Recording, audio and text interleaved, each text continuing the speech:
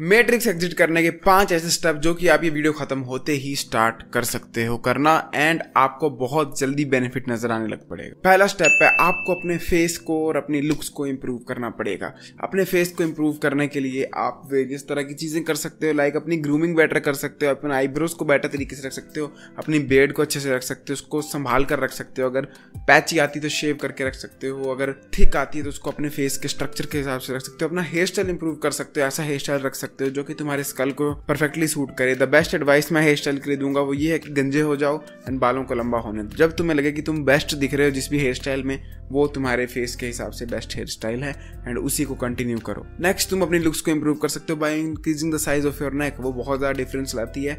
तुम अपनी नेक का साइज इंप्रूव कर बहुत ज्यादा फर्क पा सकते हो अपनी लुक्स में। एंड लास्ट इज अपनी फैशन सेंस। फैशन सेंस के बारे में मैं झूठ नहीं कहूंगा, मेरे को जीरो आइडिया है। मैं यही जैकेट पहनकर वीडियोस बनाता रहता हूँ बार बार। मेरे को कुछ भी नॉलेज नहीं है कि अपनी फैशन सेंस को इंप्रूव कैसे करते हैं, इसलिए मैं इस बारे में कुछ भी नहीं बता सकता। एंड मैं खुद फैशन के बारे में सीख रहा हूँ, पर लेकिन आप यूट्यूब पर एंड वेबसाइट्स वगैरह पर फैशन के बारे में अच्छे से नॉलेज ले सकते हो। एंड अगर आप में से किसी के पास नॉलेज हो तो प्लीज मुझे बताना फैशन सेंस को इंप्रूव कैसे करते हैं। बाकी अगर आपको अपने फेस को इंप्रूव करने के लिए डेडिकेटेड वीडियो देखनी तो आप यहाँ टैप करके देख सकते हो। मैंने अपनी शक्ल को यहाँ से यहाँ तक पहुँचा दिया था एंड मैंने पूरा वीडियो में बताया कैसे। और अगर आपको अपनी नेक साइज वगैरह या किसी मसल के साइज को इंप्रूव करने पर थोड़ा सा ध्यान देना है तो आप मेरे चैनल की प्लेलिस्ट चेकआउट कर सकते हो। वहाँ पर मैंने वर्कआउट से रिलेटेड सारी की सारी जितनी मेरे पास नॉलेज है वो वीडियोस के थ्रू बताने की कोशिश की है। आई होप आपको वहाँ से कुछ ना कुछ वैल्यू मिलेगी। नंबर 4 एडवाइस है आपको सक्सेसफुल होने की राह पर निकलना पड़ेगा। कई लोगों के लिए सक्सेस का मतलब होता है बेसिकली एक 9 to 5 जॉब मिल जाना। I have no problem with that, काफी इंपॉर्टेंट है सोसाइटी के लिए। 9 to 5 जॉब करने वाले लोग नहीं होंगे या लेबर करने वाले लोग नहीं होंगे,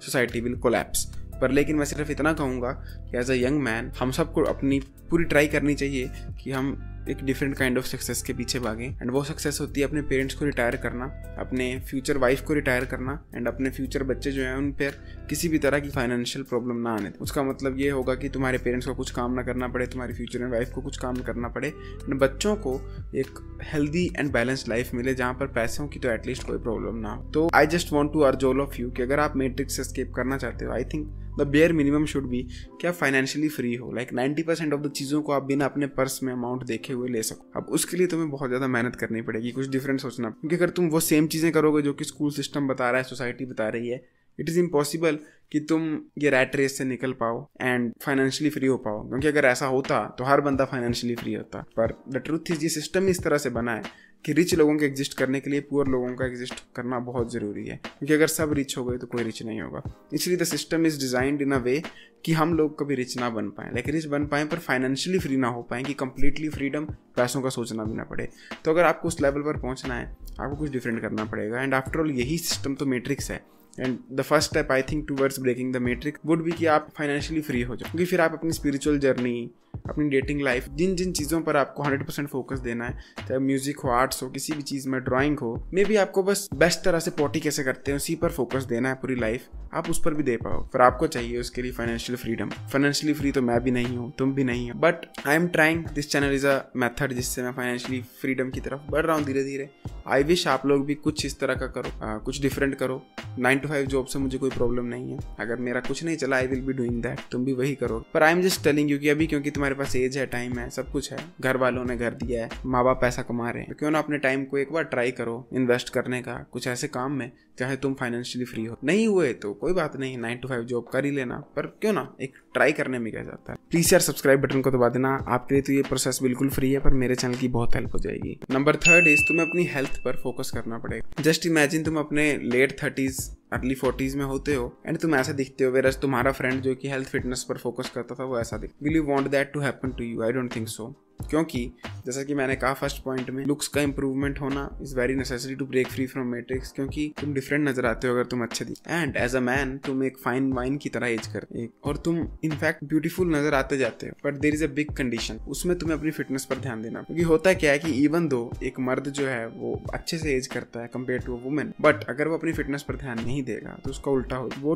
अर्ली 20s में बूढ़ा नजर आ सकता है, अर्ली 20s में अंकल जैसा नजर आ सकता है। उसको अगर मोटापा आ जाए, सबसे बड़ा इशू ही ये है मोटापा।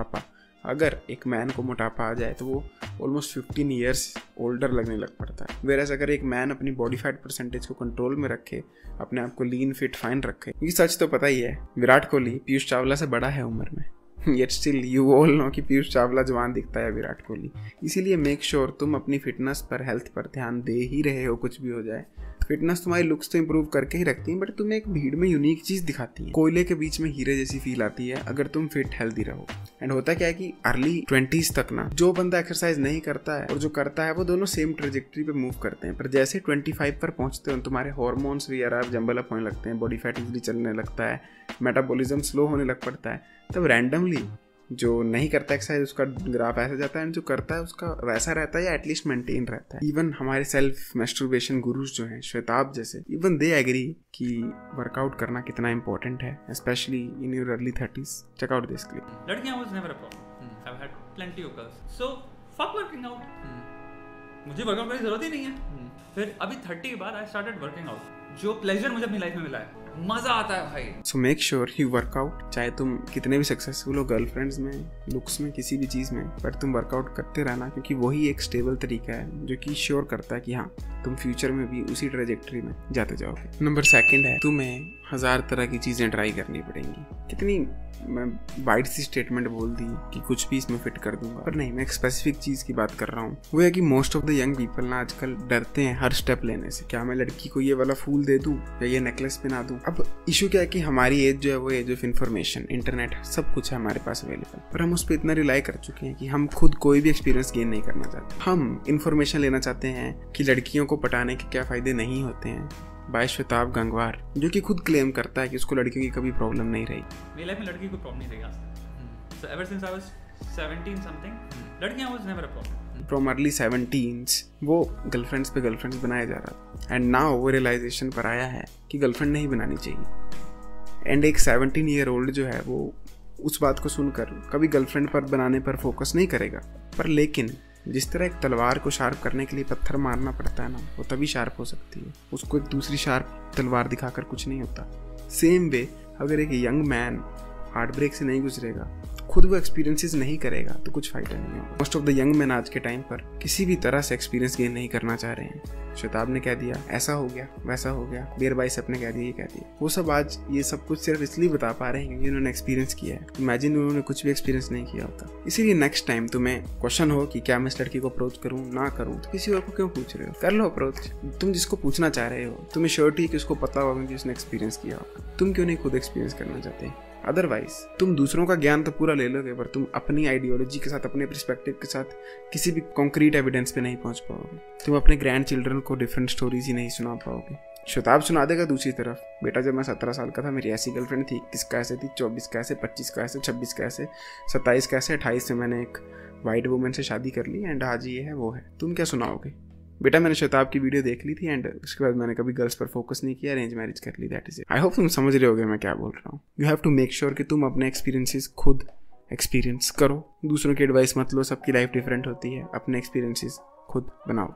And number 1 is you need speed in your life. Speed के बारे में मेरे को एंड्रू ने बताया था, कई लोग ऑफेंड हो गए होंगे, इनफैक्ट 2 तरह के ग्रुप ऑफेंड हो गए होंगे, एंड्रू लवर भी हेटर भी, कि तू एक तरफ का बंदा नहीं है। नहीं हूँ मैं एक तरफ का बंदा, मैं किसी से कोई अच्छी चीज़ें देख भी सकता हूँ और उसकी बुरी चीज़ों को क्रिटिसाइज भी कर सकता हूँ। स्पीड के बारे में एंड्रू ने जब मेरे दिमाग में कॉन्सेप्ट डाला था, मेरा दिमाग ब्लोन अवे हो गया था। प्लेन उड़ता है इसलिए रहता है क्योंकि उसमें स्पीड होती है, मोमेंटम होता है। अगर उसका पेट्रोल आसमान में खत्म भी हो जाए वो सीधा नहीं आएगा नीचे, वो थोड़ी देर, काफ़ी देर तक इनफैक्ट उड़ता रहेगा, क्योंकि स्पीड बनी है, मोमेंटम बना है। मेक श्योर तुम्हारी लाइफ में भी यही फिलोसफी हो, स्पीड ज़्यादा से ज़्यादा तुम अप्लाई करो किसी भी फील्ड में। ट्रुथफुली मुझे बताना, क्या तुम्हारी लाइफ में ऐसा नहीं हुआ है कि तुम्हारे पास कोई आइडिया आया हो एंड वो कोई और एग्जीक्यूट कर रहा है एंड उसमें काफ़ी अमीर भी बन गया है? हो सकता है यूट्यूब चैनल का, हो सकता है इसी चैनल का हो। तुम में से किसी ने सोचा हो मैं सेल्फ इंप्रूवमेंट चैनल बनाऊंगा, आज तुम मेरी ग्रोथ देख के बोल रहे हो यार तो मैंने कर लेना था। क्योंकि मैं सच कह रहा हूँ, मैं ये चैनल 2019 से सोच रहा हूँ स्टार्ट करने का, हमेशा सोचता रह गया, कभी किया नहीं स्टार्ट। एंड उतने टाइम में कितने सेल्फ इंप्रूवमेंट चैनल्स ग्रो हुए।